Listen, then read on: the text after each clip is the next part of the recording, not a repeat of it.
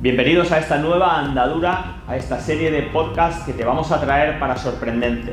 Vamos a traer a gente increíble que nos va a contar sus experiencias de vida, muchísimas anécdotas, y estoy seguro de que vas a aprender muchísimo con ellos.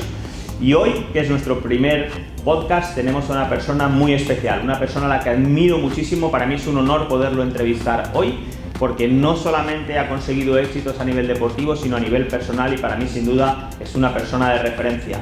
Así que muy atentos porque os vais a sorprender. Pues ahora sí, bienvenido Ricardo Ten, muchísimas gracias por dedicarnos un ratito a compartir con todos nuestros seguidores para contar tu vida y tus historias, que yo creo que les va a sorprender muchísimo. Muchísimas gracias a vosotros, Rafa, como siempre, y un placer poder estar aquí con vosotros. Bueno, acabas de venir de ganar tu 7º mundial. El 14. El 14, 7 por 2, casi nada. Impresionante tu trayectoria deportiva. Yo no me atrevo ni siquiera a enumerar el palmarés porque es muy grande, pero sí. Cuéntanos por encima un poco cuál es el palmarés real que tienes actualmente. Pues bueno, después de cambio de modalidad, ¿no? Que después si quieres tocamos un poco ese tema, la verdad que a mí también me ha sorprendido muchísimo mi rápida adaptación a la bici, el disputar también dos pruebas como son el ciclismo en pista y el ciclismo en carretera, pues me ha permitido también disputar 2 mundiales al año, y eso, quieras que no, pues bueno, los éxitos han ido saliendo y muy contento con ese palmarés. La verdad que es increíble que una persona como tú, que ha estado dedicada a la natación, ¿no? La mayor parte del tiempo, después de 5 Olimpiadas, si no me equivoco, como nadador. 5 como nadador. Hagas el cambio al ciclismo y ahora resulta que estás en el top del ciclismo. Es decir, esto yo creo que es la única vez en la historia que se ha producido a nivel olímpico. Bueno, a nivel paralímpico sí que se da bastante el caso de que deportistas cambien de disciplina y se les dé también bien.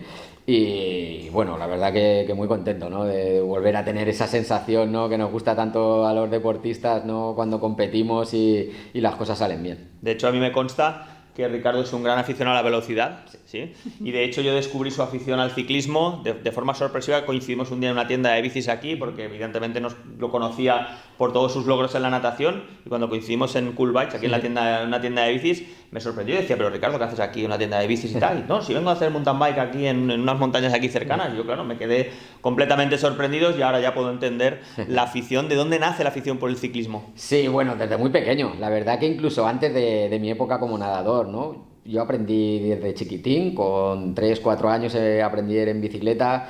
Me producía una sensación increíble de libertad, de todo, ¿no? Después vino el accidente con 8 años y me preocupó mucho, ¿no? El no poder volver a ir en bicicleta, después de la parte tan traumática del hospital y tanto tiempo con intervenciones y tal. Mi padre y mi hermano me adaptaron una y fue, pues bueno, puedo ir en bicicleta otra vez, puedo seguir disfrutando de esto que me encanta.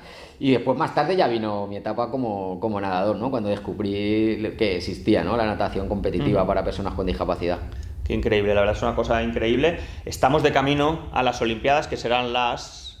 Séptimas, si todo va bien y que va muy bien de momento, nos respeten las lesiones, las caídas. Están las medallas, de momento van muy bien. Séptimas Olimpiadas, estamos hablando de que esos son 28 años casi de ciclo olímpico, ¿no? Es decir, cómo se vive 28 años en la élite, que ya no es a nivel español o internacional, es olímpico. Es decir, cómo se vive en 28 años a ese nivel. Pues la verdad, disfrutando mucho con lo que haces. Eso yo creo que es primordial, ¿no? Yo creo que es algo que hay que remarcarle mucho a la gente joven que empieza, porque al final siempre nos encontramos los casos en los que hay retiradas prematuras, en los que hay problemas emocionales, y al final hay que disfrutar con lo que uno hace, ¿no? Y yo creo que para mí mi secreto ha sido ese, ¿no? Disfrutar muchísimo todo el camino.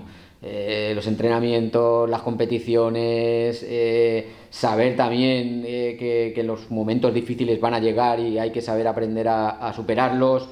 Pero bueno, al final es parte de todo, ¿no? Y te metes en ese mundillo y parece que no quieras salir nunca. Porque dicho así parece fácil y todo el mundo lo compraría, pero cuando piensas que te dedicas a la natación, como ha sido tu caso, y que es un día a la piscina y otro y al día siguiente, y llueve y no y al agua, y hace calor y yo al agua, y hace viento y al agua, y siempre en el agua y siempre en el agua, yo entiendo que es una cosa de disciplina, ¿no? Es decir, tiene que haber un nivel de disciplina y compromiso muy alto, ¿no? Sí, aparte de la motivación y de la ambición que tengas, sin disciplina pues no eres nadie, ¿no?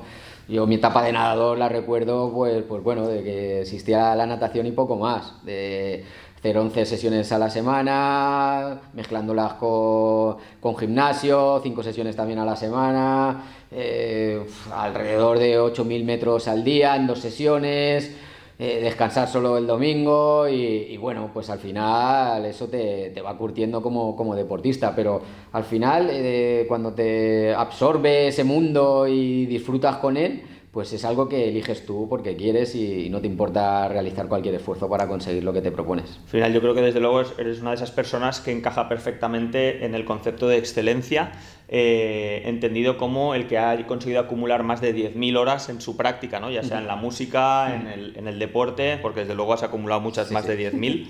Y sin duda hacen falta, yo creo que una parte mental súper importante. Pero ¿cómo se lleva la parte física de vivir cansado cada día, ¿no? Durante tantísimos años, porque todos los que hemos hecho deporte, ¿no? Y sabes que un día te levantas, tienes agujetas, al día siguiente tienes dolor, pero claro, 28 años recuperando entrenamientos, ¿cómo se lleva? Y además imagínate, Rafa, que nosotros venimos, o sea, yo ya tengo mi edad, 48 años, mis planificaciones han sido siempre muy clásicas, ¿no? Yo hacía puestas a punto que a lo mejor, pues en una temporada hacía 2 picos de forma nada más, y eso es estar todo el año fastidiado, o sea, todo el año cansado, arrastrado, sin ganas, con el cuerpo destrozado, para esas 2 picos de forma, que a lo mejor te duraba 1 semana, 2 semanas, estar a tope y hacer esa supercompensación y que el cuerpo te dijera, menos mal que me has dejado descansar, ¿no? O sea que imagínate. Nadie mejor que tú nos puede explicar hasta dónde puede llegar el cuerpo, porque muchas veces que la gente crea sus propias limitaciones con su cuerpo, si tengo sobrepeso a lo mejor, si tengo una dolencia, una pequeña lesión, ¿quién mejor que tú para decirnos hasta dónde puede llegar el cuerpo humano? Pues al final, físicamente, todos tenemos nuestras limitaciones, pero yo creo que muchas veces la diferencia está en lo mental. En los deportes en los que interviene el esfuerzo máximo, al final el que decide es el coco, es la cabeza, es el que no puedo más y dices sigue porque esto es una señal que te está mandando el cuerpo que te quiere engañar y tú estás ahí peleando contra él para engañar tú a tu cuerpo y estás que no, que aún queda ahí más, que aún no entra en reserva, que tengo que estrujarme más y al final pues es un trabajo mental muy grande. Si hacemos referencia a esa parte mental, ¿no? Que además, pues ya sabemos hace muchos años, ¿no? Que el apoyo de la psicología es fundamental, alto rendimiento y en niveles de deportes de nivel alto. Y es verdad que además todavía últimamente, ¿no? Ya los factores emocionales han cobrado mucha importancia y me gustaría saber si tú has tenido acompañamiento psicológico o emocional durante tu carrera deportiva y si has sentido la diferencia a la hora de rendir. Sí, por supuesto. Al final el psicólogo deportivo yo creo que es una parte fundamental también de todas esas cosas que nos van haciendo mejorar cada vez un poco más, porque al final el deportista es un obsesivo y ya no sabe de dónde mejorar y siempre estamos intentando buscar a ver dónde podemos mejorar y un aspecto muy grande es el psicológico, ¿no? Yo me acuerdo una etapa en la que yo compito muy bien en las competiciones importantes, soy una persona que me motiva muchísimo las grandes competiciones, el nerviosismo, la ansiedad que te pueda provocar, la verdad es una cosa que me pone, ¿no? Que encima además hace que rinda un poco más y después notaba que en las competiciones menores no obtenía los resultados con los que estaba entrenando o con los que realmente creíamos que eran las marcas que tenía que sacar, ¿no? Y sí que hubo un trabajo ahí para poder seguir esforzándonos al máximo en esas competiciones que a lo mejor no nos exigía mentalmente ese esfuerzo o ese componente de máxima competición. Curioso, ¿no? Que hay mucha gente que le pasará al revés, ¿no? Que en las competiciones menores se crece, ¿no? Y cuando llega el momento de lo verdaderamente importante tiene sus limitaciones y tu caso es al revés. Yo creo que tengo claro que la relación velocidad-adrenalina viene todo ahí de la mano, ¿no? Sí. De ese gusto por sentir un poco la pasión, la intensidad de las cosas, ¿no? impresionante. La verdad que para mí, yo que te llevo siguiendo hace muchos años y cada día me voy sorprendiendo todavía más, ¿no? O sea que al final la parte mental tiene una importancia vital, el cuerpo yo creo que no conocemos, yo estoy seguro en mí mismo que no conozco mis límites todavía y la mayoría de la gente los desconoce, y tú eres un ejemplo de hasta dónde se puede llevar, ya no solamente en la piscina, sino como estás entrenando ahora con la bici. Yo estuve casi 20 o 21 años compitiendo al máximo nivel en natación, y cuando decidí colgar el bañador me quedé con la sensación que no había conseguido mi mejor marca todavía. O sea, imagínate, ¿no? Somos así de perfeccionistas o de queremos llevarlo todo al máximo, y yo creo que eso dice un poco, ¿no? de lo que el cuerpo es capaz. Claro, ¿qué piensas tú de muchas veces lo que se dice, ¿no? De si estar obsesionado es bueno o es malo? ¿Dónde está la línea? Es difícil encontrarlo, porque al final, cuando eres tan meticuloso, cuando cuidas todos los pequeños detalles tanto, pues puedes caer en eso, ¿no? En ser demasiado meticuloso, y que eso te produzca ansiedad y que no sepas gestionarla, que cuando se sale algo fuera de tu control, pues esos nervios te hagan no estar centrado en lo que tienes que estar centrado. Es complicado encontrar ese equilibrio, pero hay que buscarlo. Es necesario. Yo al final he visto, ¿no? Que todos los grandes deportistas, en este caso, empresarios, músicos, que han llegado a un determinado nivel, al final es gente que ha estado obsesionada desde el punto de vista positivo en su trabajo, ¿no? Claro. Pues si hacemos ahora un salto temporal para que la gente conozca tu historia, ¿cómo es la niñez de Ricardo, ¿no? Y qué ocurre, ¿no? Cuando sucede el accidente, ¿cómo, si nos volvemos a aquella parte, ¿qué es lo que ocurrió? ¿Cómo fue aquella etapa para ti? Pues imagínate, Rafa, o sea, yo de pequeño era un niño inquieto, me encantaba jugar, divertirme, pasármelo bien. ¿Como ahora? Pues sí, yo creo que sí, tampoco he crecido tanto. Y bueno, pues me sucedió un accidente con 8 años, toqué un cable de alta tensión, me electrocuté, me amputaron los dos brazos y la pierna izquierda. Pues te puedes imaginar, ¿no? Fue todo como un drama muy grande para mí, para toda mi familia, pero bueno, de esa época a mí, aparte de lo duro que fue y de lo, pues a veces, ¿no? El encontrarle sentido a la vida, ¿no? Pues me gusta quedarme con las cosas positivas, ¿no? Y las cosas positivas es que mi familia, sobre todo, me educó para no rendirme, para seguir aprendiendo, para seguir adaptándome a las nuevas situaciones, y sobre todo hay algo que se me grabó muchísimo, y es que me enseñaron que para saber que una cosa no podía hacerla tenía que intentarla muchas veces, y es algo que he estado haciendo desde siempre. Y sigues, sí. Porque desde luego hay cosas que parecerían increíbles, que difíciles que puedas hacer, y las haces, y yo creo que es sorprendente, ¿no? Pues desde comer hasta bajar con la bici haciendo descensos, son cosas absolutamente increíbles que no todo el mundo estaría capacitado para hacerlo. Yo en aquella época, cuando eres pequeño, tienes el accidente y tal, claro, sabemos que de niños, pues al final los niños pues son muy crueles, es una etapa muy difícil, ¿no? No sé cómo sucedió, si estuviste en una burbuja en casa o te expusieron para que te hicieras duro, ¿cómo fue aquella situación? Pues la verdad que mi infancia, yo todo lo que tengo son buenos recuerdos, ¿no? En ese aspecto nunca me he sentido marginado, nunca me he sentido señalado en mi entorno más cercano, en el colegio, con mis compañeros. Esto también se lo tengo que agradecer muchísimo a mis profesores, ¿no? de aquella etapa, porque cuando estaba en el hospital yo no paraban de venir, traerme deberes, hacerme exámenes, y yo decía, pero ¿cómo? Pues si me estoy aquí muriendo y esta gente, dejadme en paz, ¿no? Y después, cuando te haces mayor, lo comprendes todo mucho más, ¿no? Gracias a ellos pues pude sacar ese curso escolar, al año siguiente pude reincorporarme con mis compañeros de toda la vida, con mis amigos, ¿no? Y yo creo que eso me facilitó muchísimo más mi integración, ¿no? en mi nueva vida, ¿no? Porque al final pues eran mis amigos, siempre los he sentido que estaban de mi lado, ayudándome a cualquier cosa que necesitara, y siempre han estado ahí, y eso me ayudó muchísimo. Entiendo también que en casa sería todo ensayo-error, descubrir, ¿no? Porque, claro, hace ya unos cuantos años que sucedió esto, no había la información, no habían los medios, no había todo lo que hay ahora, y entiendo que, claro, en casa también, ¿no? Los cambios serían abrumadores, y pues las cosas vamos a aprender cómo se hacen de cero, ¿no? Sí, pues imagínate, a mí de pequeño me tocó aprender a escribir con la boca, cuando empecé a escribir pues ni entendía yo mismo mi letra, a base de escribir y escribir pues al final conseguía tomar apuntes igual de rápido que mis compañeros y en casa pues sobre todo supongo que lo más duro eran para mi familia y para mis padres, ¿no? De ver que no podía hacer las cosas, pero ellos me transmitieron que tenía que intentar resolverlas yo, ¿no? Y muchas veces pues mi madre me lo ha dicho, ¿no? Pues a mí me era muy duro, ¿no? Ver que se te caía un tenedor o algo pues mi primera intención era coger y agacharme a cogértelo, pero yo creo que lo que teníamos que enseñarte era que tenías tú que agacharte, que intentar cogerlo y bueno, pues esas enseñanzas han sido las que se me han quedado, ¿no? Y las que han hecho que pues hoy en día pues intente ser lo más autónomo posible. No las vivías como una frustración, al final era algo normal, ¿no? Es decir, Sí, claro. se me ha caído un tenedor, como se le cae a otra persona, pues me tengo que agachar yo por él, ¿no? Ni más ni menos. Bueno, la verdad que es impresionante y ole el valor. Y a mí me gusta, es decir, una frase que me gusta mucho que dice que lo que te rodea te moldea. Yo creo que tu familia, ¿no?, ha tenido un valor importantísimo, ¿no?, en la persona que has llegado a ser. Muchísimo. O sea, a mí desde el principio me hicieron sentirme como un niño normal, ni especial ni diferente.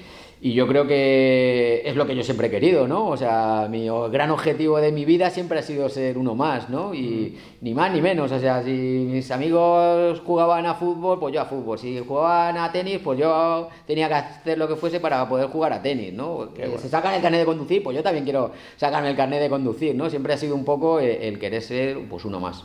Y al final eso yo creo que es una vida de retos continuos para todo, ¿no? O sea, ¿verdad? Sí. Que yo creo que la vida civil, ¿no?, haber acompañado también a la vida deportiva, porque al final tener que estar, que todo suponga un reto para ti extra en la vida normal, pues yo creo que eso también te ha hecho la persona que has sido a nivel deportista, ¿no? Sí, bueno, pues al final en el deporte sabes tú, ¿no?, el nivel de exigencia que existe, pero cuando, como tú bien has dicho, estás luchando el día a día para conseguir ser uno más, pues al final el deporte te enseña eso, ¿no?, a la disciplina, el intentarlo, volver a intentarlo, aunque no salga, volver a repetirlo. Qué grande. Pasamos de esa época y nos vamos adelante. ¿Cómo descubres la natación? ¿Cómo llegas a la natación?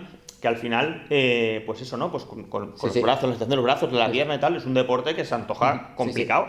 ¿Cómo llegas a descubrir la natación? Pues como tú dices, en aquella época, ¿no?, pues no existía tanta información, no existía las redes, no existía internet, no existía... Ahora es difícil, ¿no?, que la gente no conozca lo que es el deporte paralímpico, ¿no?, o todas las vertientes que existen. Y en aquella época pues yo practicaba deporte escolar con mis amigos sin ningún tipo de discapacidad y a mí se me daba bien, porque incluso en ocasiones pues era capaz de ganarles a ellos. Pues yo decía, pues en cuanto encuentre algo que sea, pues algo que sea en las mismas condiciones que las mías, lo puedo hacer bien.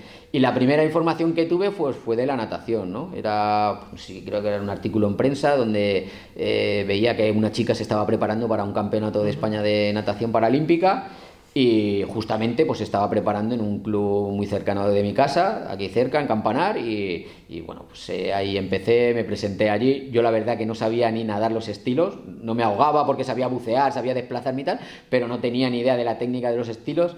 Allí me enseñaron, la verdad que el trabajazo que hace la Federación de Deportes Adaptados aquí en la Comunidad Valenciana pues es bestial, porque siempre ha estado apoyando mucho la base. Y bueno, pues ahí estuvimos dándole y aprendiendo, y al principio con objetivos muy pequeñitos de ir a competiciones regionales, autonómicos, pero poco a poco te vas liando y imagínate. Y pasan 5 Olimpiadas, ¿no? Fenomenal. ¿Cuál es el recuerdo que tienes o los recuerdos que tienes de la primera Olimpiada, ¿no?, que es al final el máximo, ¿no? O incluso de la primera medalla en la Olimpiada? ¿Qué sensación te queda, ¿no?, de mirar al niño que llega a la natación por primera vez y ver al adulto que está consiguiendo una medalla olímpica? Pues como en muchas cosas de la vida, ¿no?, el deporte también te va enseñando, ¿no?, y la experiencia pues es fundamental, ¿no? Y yo el recuerdo que tengo de esos primeros juegos fue un poco de frustración, porque incluso consiguiendo mi primera medalla de plata en mi modalidad preferida, que era los 100 metros braza, lo viví no con frustración, pero sí que a lo mejor con un poco de decepción, ¿no? Yo nadé las series por la mañana, hice récord del mundo, salía con el mejor tiempo, imagínate, o sea, mi cabeza explotaba, o sea, yo me acuerdo que por la tarde tenía que nadar las finales y fue una experiencia o sea, muy loca, ¿no? Mi cabeza iba a mil, una presión. Por la tarde nadé, uno de mis rivales hizo mejor tiempo que yo, me quitó el récord del mundo, hizo oro. Yo hice plata en mis primeros juegos, o sea, imagínate, ¿no? Pero el recuerdo que tengo yo fue de que se me había escapado el oro, o sea, me considero una persona muy, muy competitiva, la verdad. Y al final la conclusión que saqué con el tiempo es de que los momentos hay que disfrutarlos en el momento que pasan, porque como los dejes pasar, ya no lo puedes volver a disfrutar, ¿no? Y me quedo con esa frustración de no haber sabido disfrutar ese momento. Qué bueno, qué bueno. Yo creo que es un aprendizaje súper importante porque es cierto, ¿no? Que la ambición es buena, que el querer ser el mejor es importante, pero si al final eso no te deja disfrutar de todas las cosas que vas consiguiendo, Sí, sí. que al final estamos hablando de una plata Sí, sí. olímpica, ¿no? Pues yo creo que es un aprendizaje mental que seguro que hay gente que lo va a poder adaptar a cosas de su día a día, incluso a nivel Sí, sí. profesional, a nivel laboral, ¿no? Incluso en casa. Al final, cuando conseguimos los objetivos es un momento y nos olvidamos de todo lo que hemos tenido que recorrer o que hacer para conseguirlo, ¿no? Y de todos esos momentos que habrán sido buenos, malos, de todo, pero al final todo eso nos enriquece muchísimo y hay que aprender a disfrutarlos. Sí, yo creo que además, no sé si lo piensas igual, la lucha es con uno mismo, ¿no? Al Sí, final uno tiene que estar satisfecho si ha hecho todo lo que podía hacer. Que luego ha habido alguien una décima más rápido que tú, felicitarle. pues bueno, pues adelante, voy a seguir trabajando, pero desde luego todo lo que uno ha hecho Sí, sí. se lo ha de valorar, ¿no? Bueno, la verdad que muy bien, muy chulo. Cuéntanos alguna anécdota de las Olimpiadas que se haya contado poco, que la gente no conozca, porque se habla mucho de las Olimpiadas y las Paralimpiadas, se habla mucho de la villa, de cómo se vive Sí, aquí sí. en la villa, y estoy seguro que tienes alguna anécdota especial. Anécdotas mil te puedo contar. De mis primeros juegos creo que lo más gracioso fue que en una de las pruebas que disputé, no sé si fue el 50 libres, se me olvidó decirle a los auxiliares que me ataran el bañador y cuando salté del pollete, pues el bañador por las rodillas. O sea que imagínate, ¿no? Y pues al final vas aprendiendo, vas ensayo, error, te van pasando cosas que muchas veces pues vas aprendiendo, o sea que sí, sí. Y el ambiente, entiendo que el ambiente olímpico es un ambiente paralímpico, es un ambiente amigable o ahí se siente la tensión y la rivalidad. No, o sea, al final es competición y se compite, ¿no? El ambiente que hay es muchas veces de que has estado todo un ciclo, 4 años, entrenando muchísimo por un sueño que lo tienes ahí al alcance y muchas veces, pues, el carácter normal ese que tenemos, ¿no? Cuando llegan los días de la competición, pues nos volvemos un poco más introvertidos, más pensativos, nos encerramos un poco más en nuestro mundo, pero yo creo que después, cuando finaliza toda esa competición, es cuando realmente pues das un poco, ¿no? Ese respiro, te relajas y disfrutas muchísimo del ambiente, de toda la gente que está buscando el mismo sueño que tú, diferentes culturas, o sea, es algo que aprendes mucho. Es increíble. ¿Cómo transmitiríamos a la gente lo que supone estar 4 años trabajando cada día, muchísimas horas, con muchísima fatiga, para jugártelo todo en 1,5 minutos, 2 minutos, 3 minutos? ¿Cómo puede entender eso la gente que a veces inicia un proyecto profesional, un entrenamiento deportivo y a la mínima ya se vienen abajo, no creen en él? ¿Cómo se puede transmitir a la gente lo que supone estar 4 años entrenando, dedicados en exclusiva, para en una fracción de tiempo súper pequeña jugártelo todo? Yo creo que es muy trasladable también al mundo de la empresa, ¿no? El deporte al final son objetivos muy concretos lo que tienes que conseguir. En el mundo de la empresa, pues hoy por hoy, pues también está todo muy cuantificado, los objetivos a los que tienes que llegar o los que tiene que llegar la empresa como grupo. Y al final, pues eso te crea una ansiedad que tienes que aprender a manejar, porque si no, pues al final no... Y al final, pues yo creo que te diría volver un poco a lo que, no sé si ha salido antes en cámara, pero disfrutar con lo que haces, ¿no? O sea, yo creo que tiene un poco que ver con eso, ¿no? Que al final te tienes que esforzar mucho, tienes que hacer mucho ensayo-error, porque no siempre las cosas te salen bien. Para que haya un éxito tienes que tener muchos fracasos y al final, pues yo creo que es un poco eso, ¿no? Al hilo de lo que tú dices, muchas veces parece que las leyendas como tú solo ganan. Solo han ganado en su vida, ¿no? Y los Michael Jordan, los Rafa Nadal, que sabemos, ¿no? Que al final han fallado más tiros que han encestado o han perdido más partidos que han ganado, pero ha sido a base de pico y pala, y al final la estadística, ¿no? El volumen al final pues sale positivo, ¿no? Pero a ti te habrá pasado, ¿no? Si valoramos el número de victorias o el número de éxitos alcanzados con con otros que no han sido como tal. ¿Cómo está la balanza en tu caso? Pues bueno, la verdad que yo no me puedo quejar, ¿no? Pero sí que es cierto que muchas veces ponemos mucho esfuerzo en conseguir las cosas. En las temporadas de un deportista, pues muchas veces crees que has dado con la clave de tu preparación, sabes lo que tienes que hacer, te sale bien. Y de repente te encuentras en la competición importante de referencia en la que tienes que volver a hacer esa marca o incluso mejorarla y no sale, ¿no? Y dices, ¿qué ha pasado? O sea, otra vez vuelve para atrás, analiza qué es lo que ha pasado, qué es lo que puede haber salido bien, qué es lo que puede haber salido mal. Pues al final es todo un poco, vas aprendiendo a base de ensayo-error, ¿no? Es un mundo muy complejo porque estamos hablando de que estamos en la Muchas élite. veces se dice que no se pierde sino se aprende, ¿no? Y bueno, pues al final yo es lo eso. pienso así, ¿eh? Yo Sí, creo sí. que no hay competiciones perdidas sino aprendidas, porque muchas veces cuando ganas no aprendes, ¿no? Pues parece que ya todo Sí, va sí. bien y seguro que hay detalles que incluso ganando, ¿no? Se podrían haber tenido Sí. en cuenta para el futuro. La verdad que es impresionante. ¿Cómo llega el momento de la decisión de voy a dejar el agua definitivamente y voy a optar por el cambio, ¿no? Al mundo de la bici? Pues a ver, imagínate, llevaba ya 20, 21 años compitiendo al máximo nivel en natación. Como cualquier deportista, pues tienes una curva ascendente y descendente. Cuando uno va evolucionando, pues es todo muy bonito porque no paras de bajar marcas, te motiva, te sigue. Llega un momento en el que te estancas, pero pues sigues estando ahí arriba, ¿no? Y quieres disfrutarlo. Pero en el momento ves que vas perdiendo esa forma o esa motivación o esa ambición que hace falta para seguir estando ahí arriba, sabiendo que la gente joven también viene por detrás apretando muchísimo, pues ya es la hora de ponerle fin. Y doy el cambio por todo lo que me ha dado el deporte, ¿no? Lo he disfrutado muchísimo, soy una persona muy competitiva, disfruto muchísimo con el deporte de competición. La bicicleta siempre me ha gustado muchísimo, me ha apasionado. Y cuando colgué el bañador, pues vi la oportunidad de decir, pues bueno, voy a probar con la bici. Sé que va a ser un proceso largo en el que pues me va a tocar volver a entrenar, a ver, pero me gustaría saber hasta dónde soy capaz de llegar. Y la verdad que bueno, que nos sorprendió a todos muchísimo, ¿no? Que fuese la adaptación tan rápida y tan pronto, ¿no? Y llegaran los éxitos tan pronto. Porque desde que hiciste el cambio de la natación al ciclismo, ¿cuándo ganaste? O sea, ¿en qué periodo? ¿Cuánto fue el periodo? Un año, ¿no? Un año estabas ganando otra vez en la élite. Sí, sí. Lo cual es poquísimo para un cambio, Sí, pensando que hay gente que ha hecho solo ciclismo, ¿no? Que se ha dedicado solo. Sí, sobre todo porque yo el cambio que más grande noté fue el cambio en la carretera, ¿no? Sobre todo la ruta y la crono, pues eran esfuerzos físicos a los que yo no estaba acostumbrado, nuestras carreras son de 70-80 kilómetros, suelen durar menos de 2 horas, pero claro, yo venía de hacer competiciones de 1 minuto, de 3 minutos, o sea, y claro, cambiaba por supuesto muchísimo, ¿no?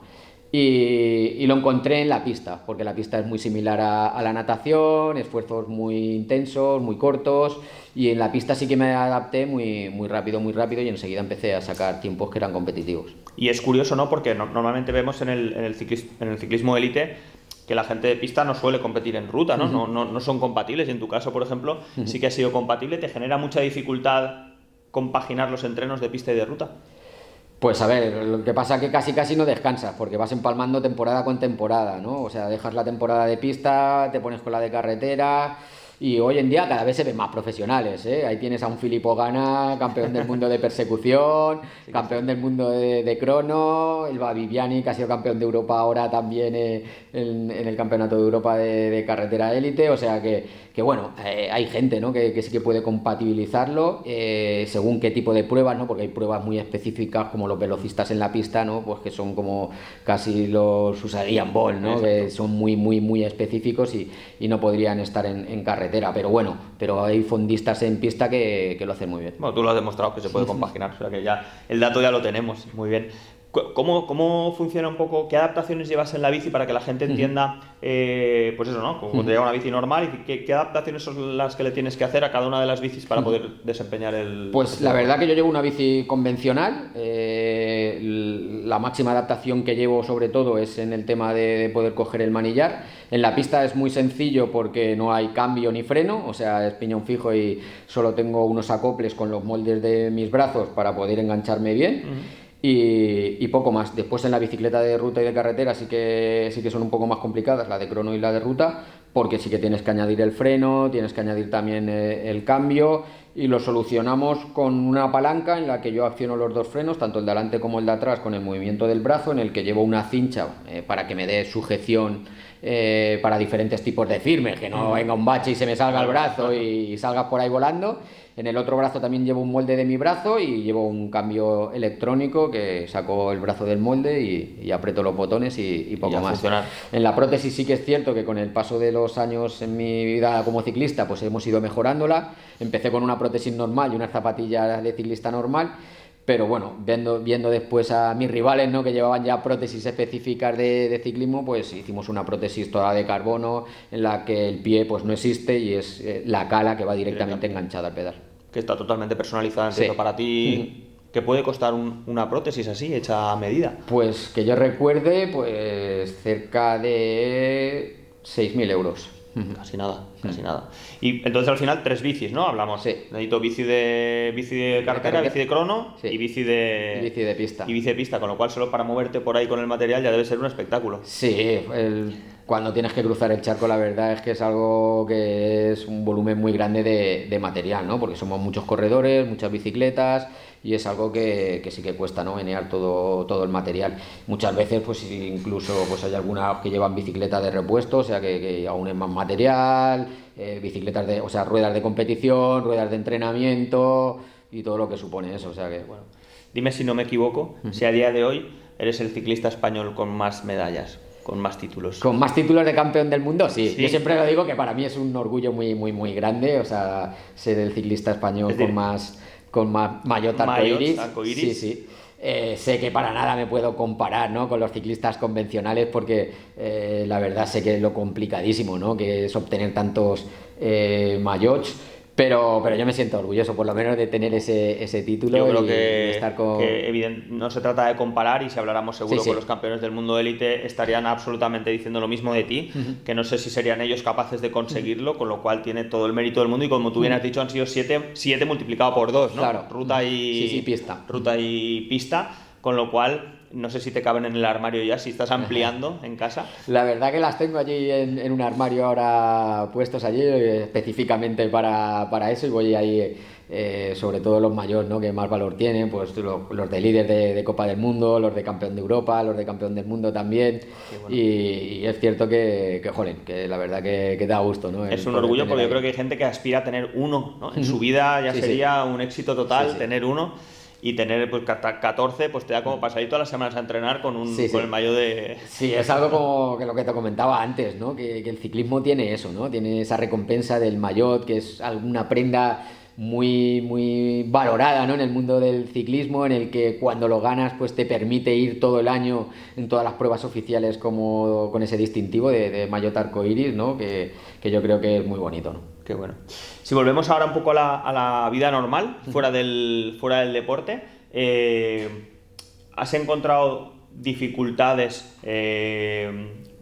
más en la vida normal o más en el deporte?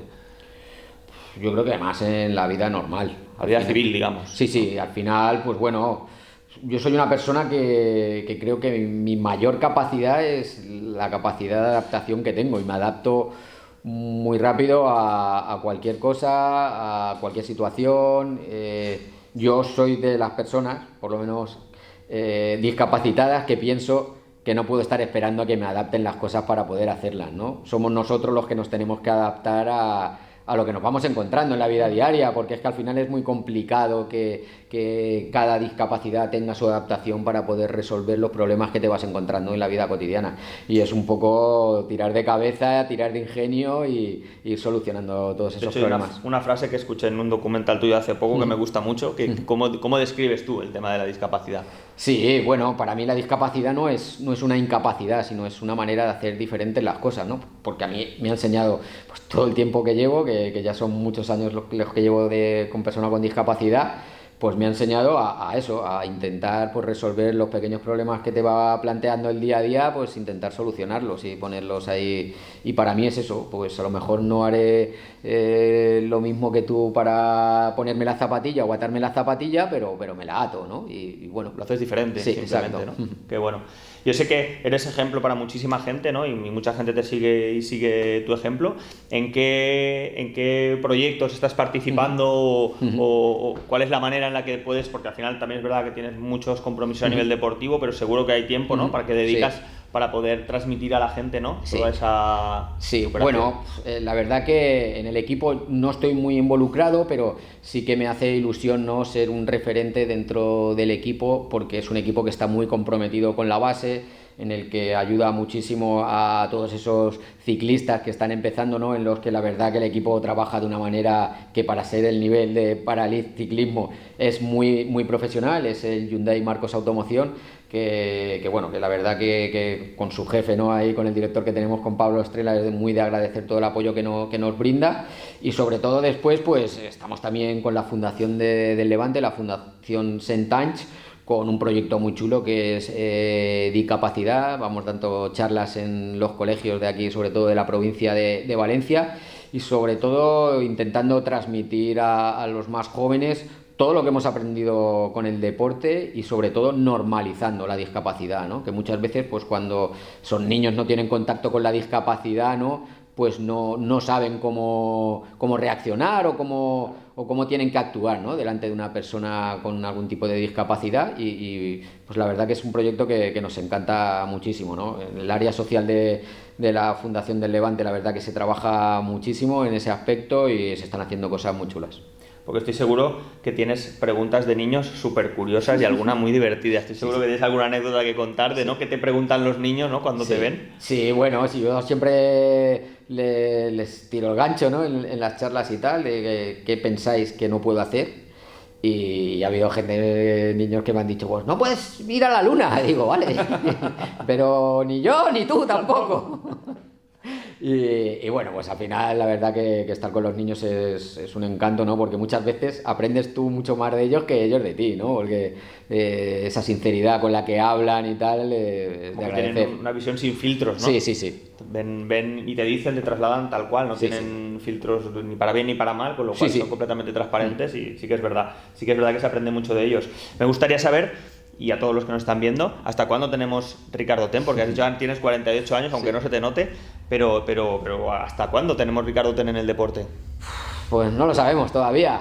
Yo ya veo que se va acabando, ¿no? Que esa etapa como deportista se irá acabando. El deporte no, por supuesto. Yo creo que el deporte no se me va a acabar porque es algo con lo que disfruto muchísimo. Creo que es algo fundamental en la vida de cualquier persona con discapacidad y sin discapacidad. Yo creo que el deporte nos aporta salud, nos aporta unas endorfinas que no nos hacen caer en esos periodos de ansiedad o de bajón emocional. Yo creo que bueno, que cuando el cuerpo diga hasta aquí y vea que mi evolución para y no consigo lo que me propongo tal, pues a lo mejor decidimos ya poner fin a esa carrera deportiva. Pero solo a lo mejor, no solo a lo mejor.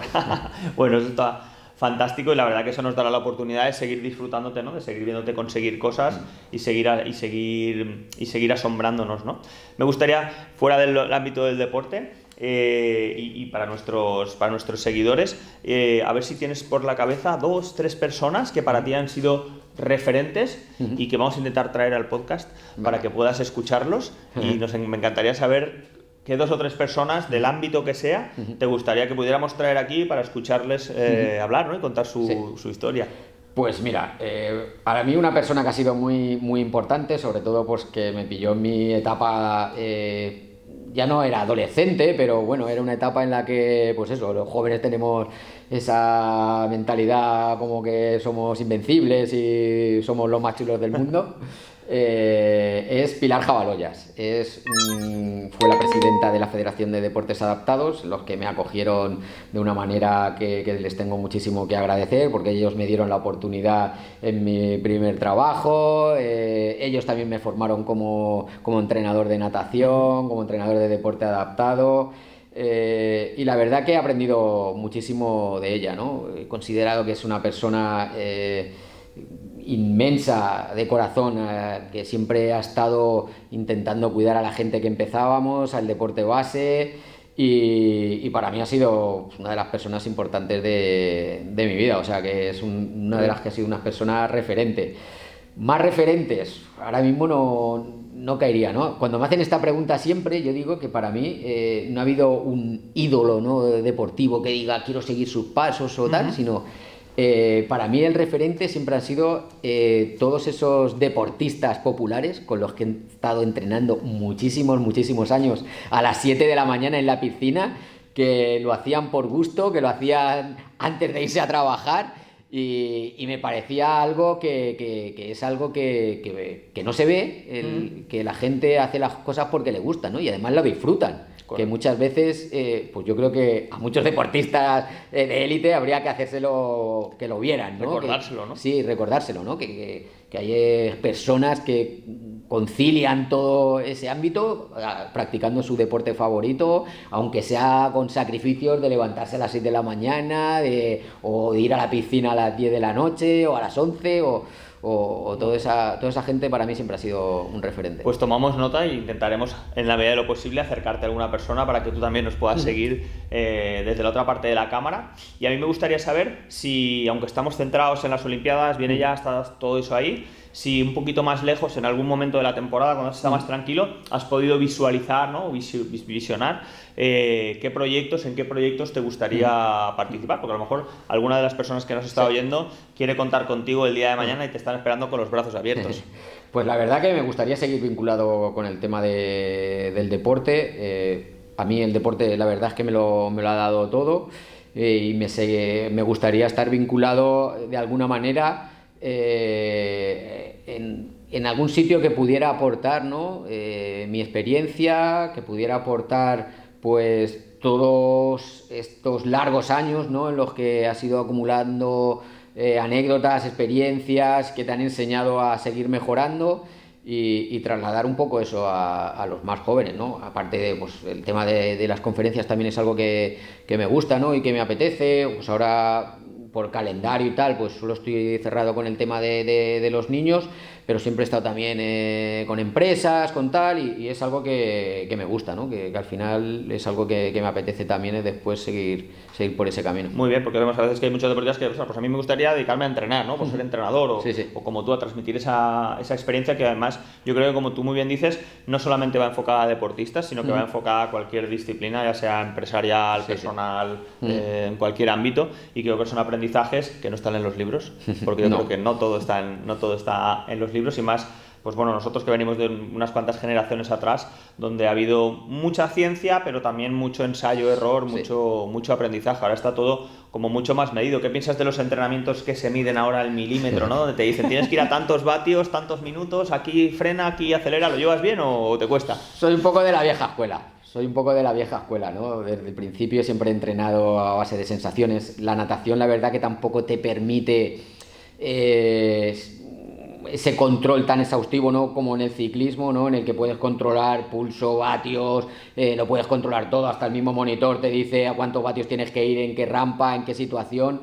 Yo vengo de una época en el que el entrenador sí te cantaba los tiempos, te cantaba tal, pero muchos ejercicios eran al contrario. O sea, tú hacías las series, el entrenador paraba el cronómetro y tú eras el que le tenías que decir al tiempo que había sido, ¿no?, para conocer tu cuerpo y saber a los ritmos que ibas, y soy un poco también de esa escuela, ¿no? Me gusta un poco más las sensaciones, que no cabe duda, ¿no?, que hoy en día la tecnología es fundamental, ¿no?, para saber a qué nivel tienes que ir, y bueno, en los entrenamientos yo lo considero imprescindible.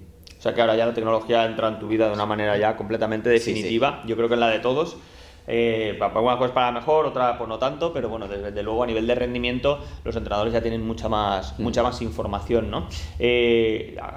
Aquí trabajamos mucho también con la formación de entrenadores de todo tipo de disciplinas, y me gustaría un poco saber qué importancia se le da desde la élite a los entrenadores, ¿no? A la calidad del entrenador. ¿Cómo te fijas tú en qué entrenador elegir para que te entrene cuando has estado nadando, cuando has estado ahora en la competición de ciclismo? Es decir, ¿qué características busca un deportista de alto nivel como tú a la hora de elegir, porque eres tú el que elige al entrenador, en el momento en el que tienes en el que decidir?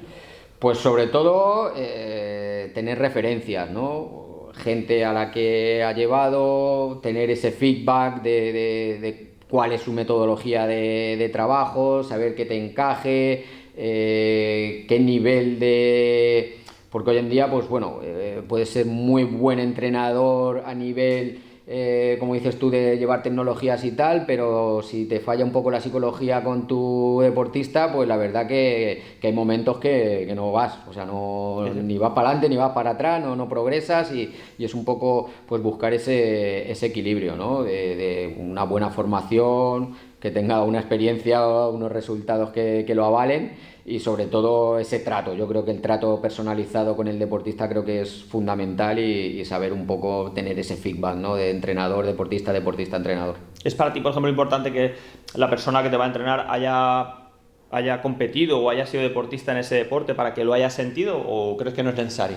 Pues a ver, yo creo que no es necesario, ¿no? De alguna manera yo creo que no es necesario, pero sí que es cierto que no llega a entender realmente muchas veces lo que te está pidiendo, ¿no? Porque yo he tenido muchos tipos de entrenadores, ¿no? Y he notado esas diferencias, ¿no? Que ellos piden y piden y piden, pero les hace falta muchas veces esa experiencia de haber sido deportista y saber el nivel de exigencia tanto física como mental que te exige realizar ese ejercicio. O sea, que alguna vez se te ha pasado por la cabeza aquello de ¡pruébalo tú! Yo tenía una coña muy grande, ¿no? Con uno de mis entrenadores que siempre hablaba en plural majestático. ¡Venga, que solo nos quedan 200 metros! Digo, bien, o sea, ¿nos quedan? Digo, pues venga, anímate.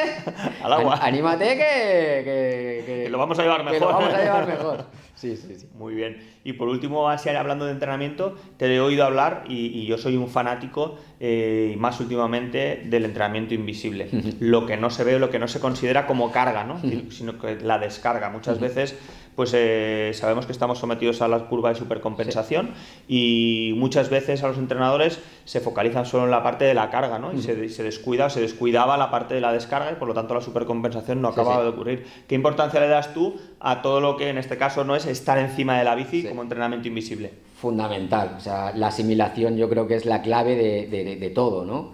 El llevar un control muy grande sobre todo de cómo va evolucionando tu cuerpo a esas cargas, a esa evolución. Hoy en día en ciclismo, pues bueno, cada 3-4 semanas estás haciendo test de esfuerzo, que no hace falta que sean test de esfuerzo máximos, con que sepas pues un poco dónde están, sacar los umbrales, pues ahí ya puedes sacar las zonas de trabajo y a partir de ahí pues ir trabajando las cargas para que se vaya asimilando y que vaya, sobre todo la asimilación para mí es fundamental. ¿Qué técnicas utilizas para la asimilación? Entiendo que alimentación, las horas de descanso, los masajes, diferentes dispositivos. ¿Qué utilizas tú para recuperar de un día para otro normalmente como estrategias? Sí, bueno, pues fundamental el descanso, la buena alimentación.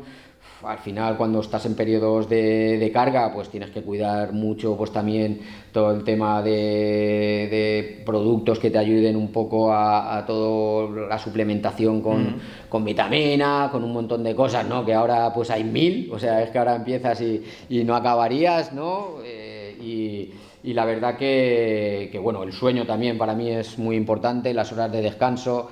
Hay algo que cuando era nadador estar de pie no me gustaba nada, pero ahora que empiezo a sentirme un poco ciclista, estar de pie no me gusta nada todavía, o sea, es algo que lo odio, o sea, es algo que me pone las piernas así y al final, pues como decimos mucho, ¿no? Siempre intentar buscar ese momento para poner las piernas en alto, ¿no? Y que eso se recupere. Entonces sí, ¿cómo sería un día, ¿no? En la vida de un día de entrenamiento normal, en la vida de Ricardo Tena? Que ahora me levanto, ¿cómo sería el día a día? La hora. Suelo madrugar bastante, la verdad que no tengo mentalidad ciclista en ese aspecto, ¿no? Porque me levanto 6:30, 7 de la mañana, desayuno, no suelo desayunar muy fuerte. la verdad. Si tengo que tomar complementos según la temporada, la altura de la temporada donde nos estemos, pues eso, te preparas la suplementación que tengas que tomar.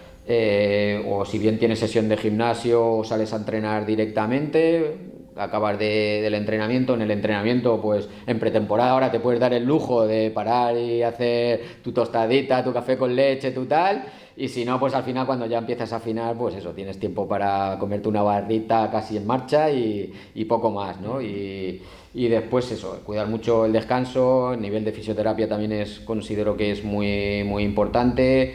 Yo mínimo una vez a la semana para descargar bien la musculatura y después, pues bueno, también con el psicólogo deportivo también, pues intentar esos aspectos, ¿no? Que más se te compliquen o que hayas notado que puedes seguir mejorando, yo no he tenido así muchos trabajo, ¿no? mental, pero siempre te ayuda muchísimo, ¿no?